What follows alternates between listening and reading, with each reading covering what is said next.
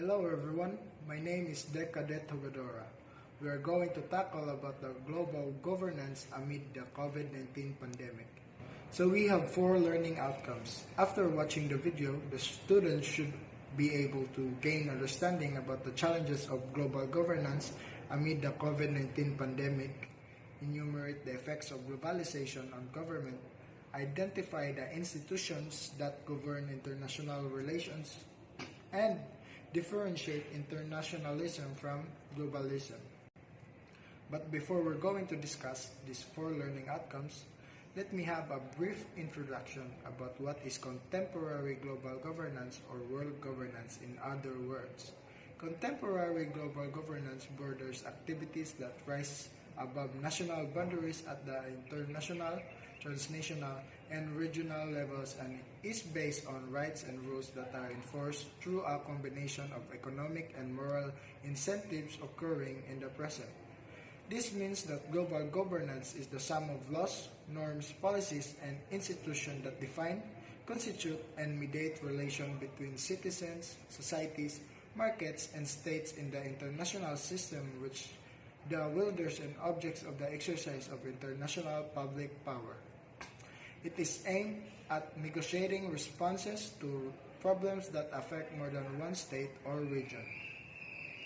Okay, let us understand the challenges of global governance amid the COVID-19 pandemic. As we all know, the coronavirus has infected millions, killed hundreds of thousands, and affected the well-being of billions more. The COVID-19 pandemic is a multinational threat that requires an immediate global response, but the outbreak has laid bare divergent national approaches to managing global epidemiological interdependence and exposed broader structural weaknesses in the global governance system. How did the COVID-19 challenge the global governance? So, first is the financial. The World Bank Group is taking broad, fast action to help developing countries strengthen their pandemic response, increase disease surveillance, improve public health intervention, and help private sectors continue to operate and sustain jobs. It is deploying up to $160 billion in financial support over the next 15 months to help countries protect the poor and vulnerable, support businesses, and bolster economic recovery, especially to those countries that do not have pandemic preparedness bill, right? Some countries started to propose a pandemic response that started in pandemic. The crisis facilitates change. The normal life as we knew have changed. They maintain the status quo. They are often resistant to progress. The COVID-19 pandemic is likely to assume serious consequences in domestic and in international politics. The COVID-19 reaction has been substantially influenced by the virus trajectory. Different governmental tiers and kinds of authority have various responses to outside influences. But in the majority of situations, public authorities have consistently advocated for flattening the curve and managing contagions in a way that enables public health systems to handle a large influx of patients. It is pretty obvious that the governments in different regions had joined force in response of COVID-19. They were really pressured by the COVID. Despite the hardships and health risk, millions of essential frontline workers continue to do their jobs during the COVID-19 pandemic. These hardworking heroes are keeping us fed, picking up their trash, providing them life-saving medicines, delivering them groceries and packages, preparing their food, cleaning their hospitals, caring for those who are most vulnerable, and keeping us safe. Many of them sacrificed their life for us. We must be thankful to them. We must appreciate all their efforts. We sadden them some of us don't take care of ourselves and cause their workload to be even heavier. So, Let us be thankful for them. It is a race against time with significant social and financial repercussions. Even though some nations were late to embrace them, physical separation and lockdown procedures have been used all throughout the world. Separation makes us sad. We never had the chance to travel to different destinations and we cannot meet other people living in different parts of the world, especially to our beloved ones who are working abroad. But we can also contact them through social media like Messenger or by texting. We must also be thankful about that. So, the global governance and racial profiling. The virus first recorded took place in the city of Wuhan in China. The wrong group of individuals was blamed for the virus, thus people descended from China. Former US President Donald J. Trump referred to it as the Chinese virus, and it had an immediate effect on persons of Asian descent in North America and Europe. Fragmented global governance architecture. What global governance fragmentation includes the creation of a patchwork of international institutions, each with its own unique character, organization, regimes, and implicit norms. When the World Health Organization got caught up in US-China tension over its refusal to acknowledge Taiwan's effort to combat COVID-19, it became abundantly evident how national interests are played out through international organizations. The US was keeping information from the WHO while evaluating its performance. The White House declared the conflict between the United States and China over the World Health Organization reflects continuous trends in the world politics, such as the US retreat in the nativist beliefs. It appears that the president dismissed the threat of the coronavirus because he feared the bad news might affect the market and jeopardize his chances of re-election, but as Wall Street dropped further, he finally addressed the nation from the Oval Office on March 11 to announce the suspension of travel from Europe as a way to protect Americans from the foreign virus. Will establish long-term financiation for authoritarian leaders, and more power probably played a role in his favorable view of China's leadership.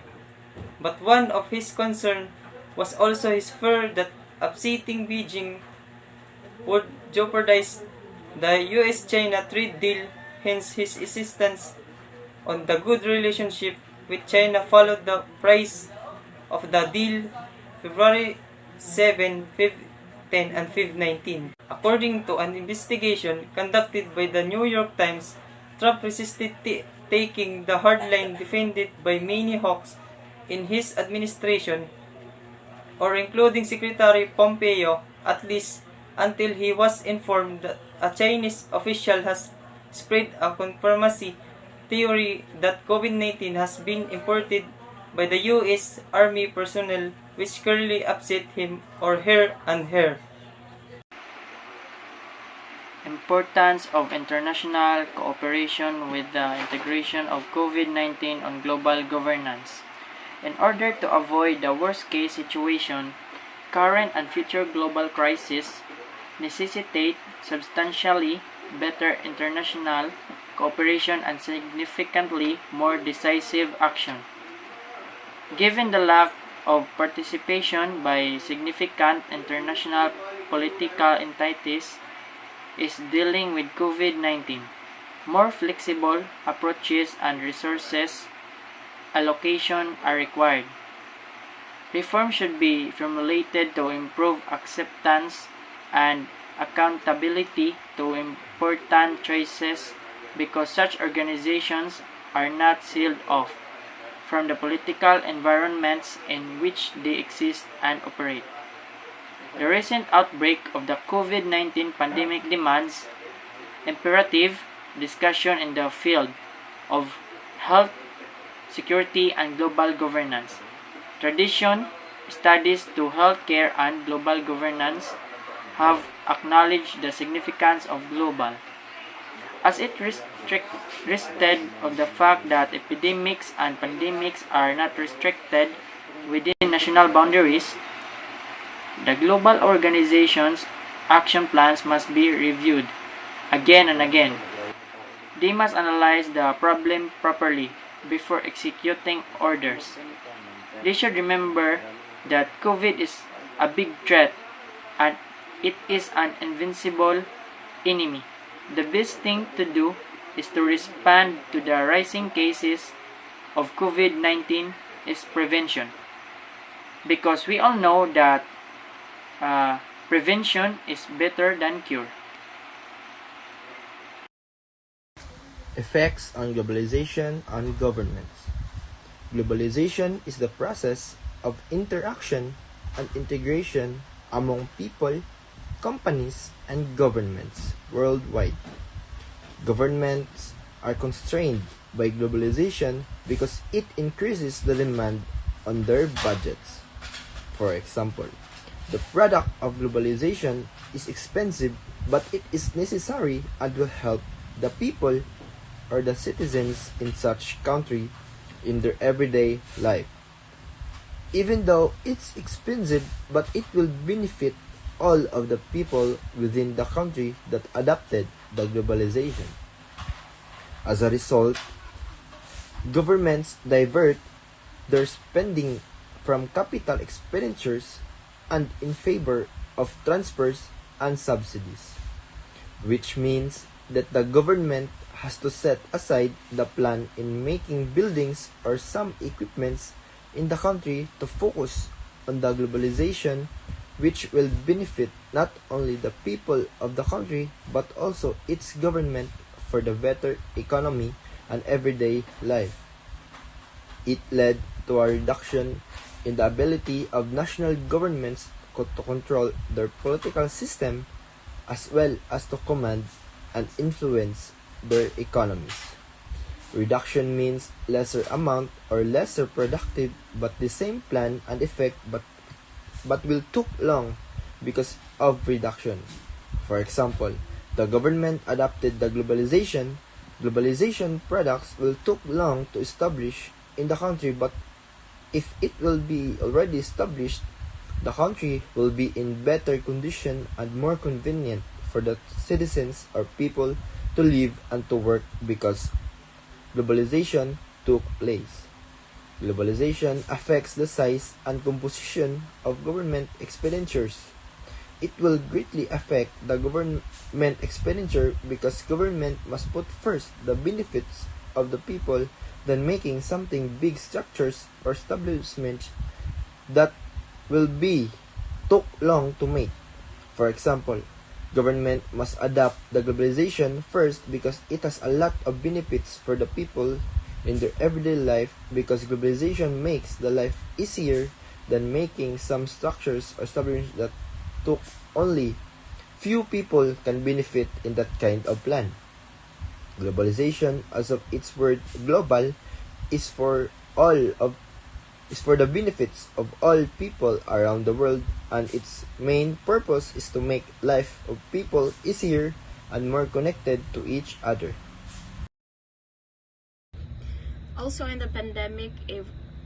the pandemic, a rapidly expanding economic force has demonstrably evolved into a growing political force as a result of globalization.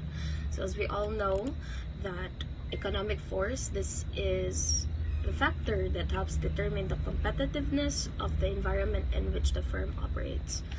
And the impacts of the pandemic in terms of economic, so the cash flow of the market is poor. And aside from that, slowing down the revenue growth in the economy was also there. So millions of workers have lost their jobs as industries have shut down. So limited industries were operating at that time. Maybe that was, or as I have observed, the booming jobs during pandemic were home-based jobs like virtual assistants, working in a BPO company, like editors or freelancers. That was the booming jobs at that time, and I was also one of the workers at that time. So I was put into a work from home setup for 2 years. It was really hard though, but in that way I was also able to help the people who were working in the food industry, and as well as our delivery riders like Grab, Angkas, Lalamove. Those times they were very essential since people are not allowed to go out. So I think that way it helped make our economy high. And going back, the global governance process and its institutions are now more under pressure than ever before as a result of the fundamental transformation. So this is clearly stated that many of the people or the Filipino workers have been kicked out of their jobs, as these institutions like hotel industry cannot afford to give them the salary anymore. Yeah. And globalization is important as well. It is associated with trends such as outsourcing, free trade, and international supply chains. So during the pandemic, we can see their globalization, since many countries have helped Philippines at those times. Like as I've said a while ago, home-based jobs like freelancing, some of the clients came from a different country. In that way, it shows globalization and just like helping one another. And also, globalization is important as it increases the size of the global market and allows more and different goods to be produced and sold for cheaper prices. So also going back during the pandemic, it is recorded that time to use the face shield. So China helped us. They sold their face shields for cheaper prices, and in that way us people were allowed to afford it. And government are themselves converting them into boundaries rather than lines drawn on maps instead of borders, which is changing the nature of the sanctity attached to these borders by doing away with the strict border controls and allowing hassle-free movement of people from one country to another. So they made a way to transport all the goods that they can help to our country at that time. So I guess that's it for me.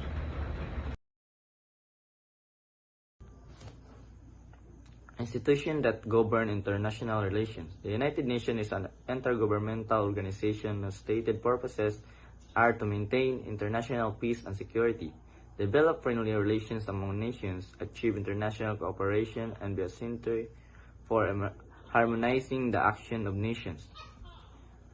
So with the United Nations of the world government, so next is just the maintained bodies of the institution that govern international relations.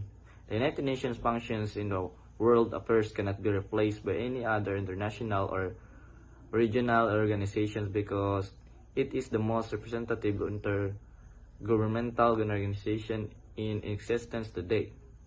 The United Nations has significantly aided in maintaining world peace and security, encouraging interested collaboration, and advancing global development. The world's population continues to struggle with the two main problems of peace and development.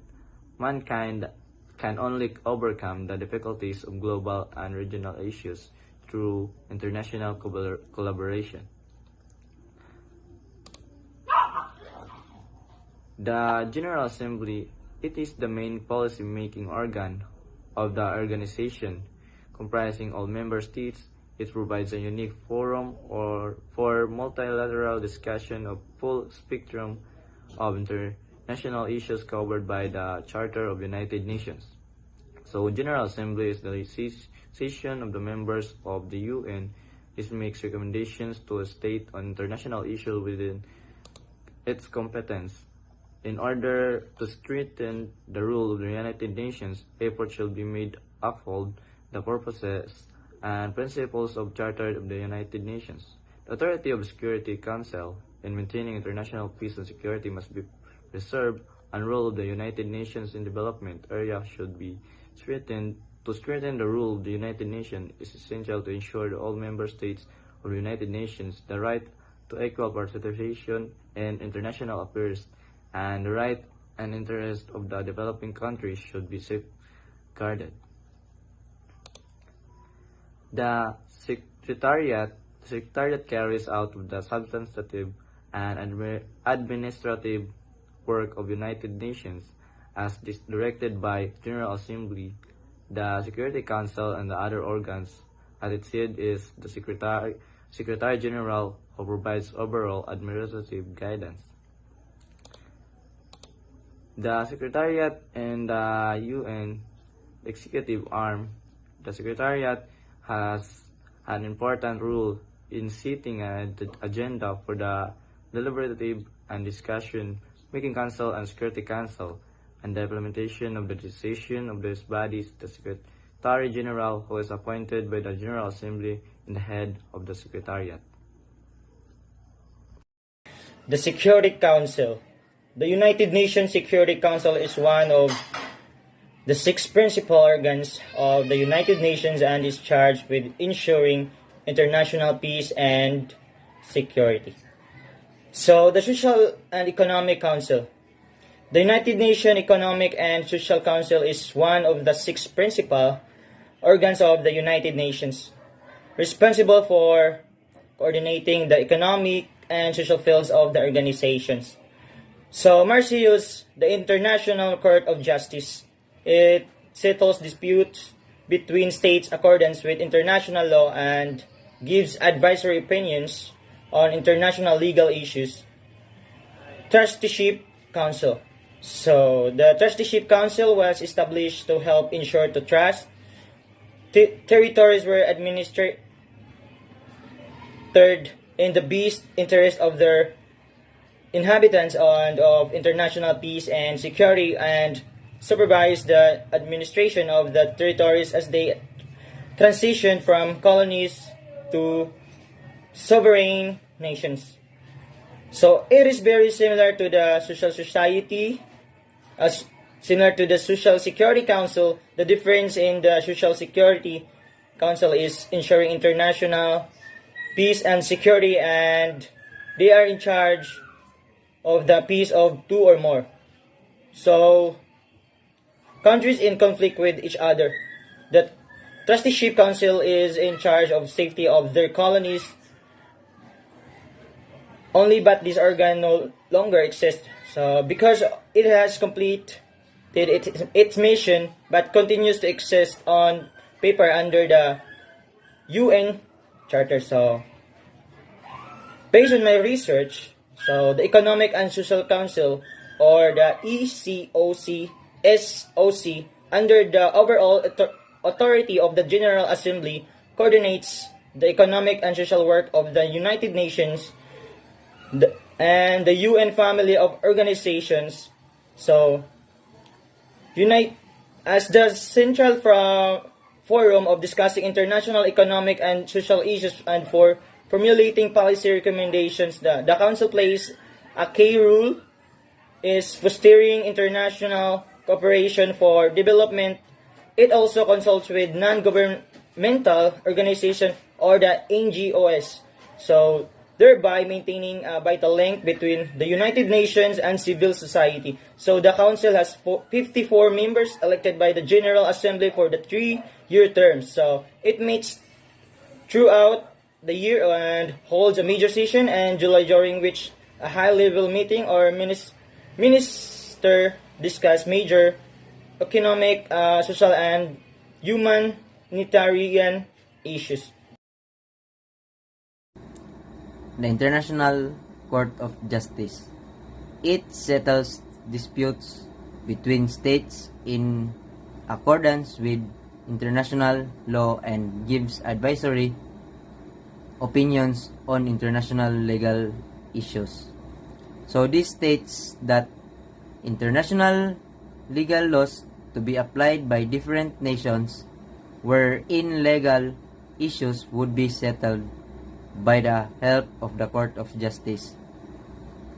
The court duties include providing advisory opinions on legal issues that are brought to it by recognized United Nations institutions and specialized agencies, as well as resolving legal disputes that states submit to it for resolution in line with the international law.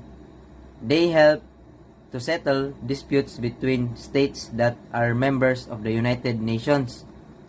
Trusteeship Council. The Trusteeship Council was established to help ensure that trust terrorists were administered in the best interest of their inhabitants and of international peace and security, and supervise the administration of trust terrorists as they transition from colonies to sovereign nation. It states that Trusteeship Council, one of the 6 principal organs of the United Nations established to help ensure that trust terrorists were administered in the best interest of their inhabitants and of international peace and security. It was created to oversee the management of trust terrorists as they evolved from colonies to independent states. They were tasked to ensure the peace and safety of every nation. We have here the difference between internationalism and globalism. Globalism is an ideology based on the belief that people, information, and goods should be able to cross national borders unrestricted. It seeks to describe and explain nothing more than a world which is characterized by networks of connections that span multi-continental distances. It is also a term used to describe how trade and technology made the world into a more connected and interdependent place. It is a group of ideologies that advocate the concept of globalization. It tends to advocate for such policies as increases in immigration, interventionism, and global governance. So, globalism is suggested when 1 or 2 countries get together to take over the world with one leader. So, to make you understand what globalism is, so it is the operation or planning of economic and foreign policy on a global basis. So it is a belief that flow of people, goods, information should flow freely across international borders, or that goods, services, technologies, and even migrants should reach other border without the need of documents. So do you get my point?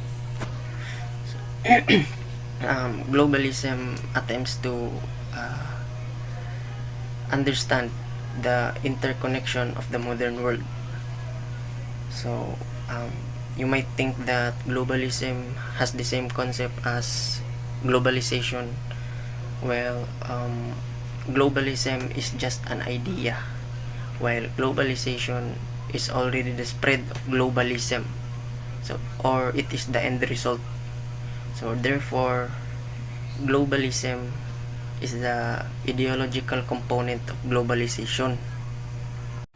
Internationalism is a political principle that advocates greater political or economic cooperation among states and nations. It is associated with other political movements and ideologies, but can also reflect a doctrine, belief system, or movement in itself. Internationalism is a principle of cooperation among nations for the promotion of their common goods.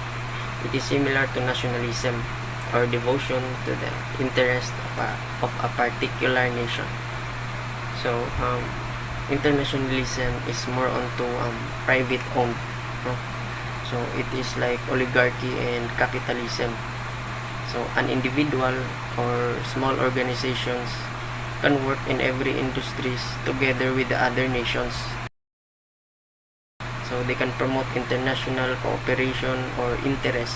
So, in other words, the internationalism refers to the political, economic, and cultural cooperation between nations. So I guess that would be all, and I hope that we'll be able to understand the challenges of global governance amid the COVID-19 pandemic and the effects of globalization movement and the institutions that govern international relations. And I also hope that you'll be able to differentiate globalism and internationalism. So, thank you and God bless.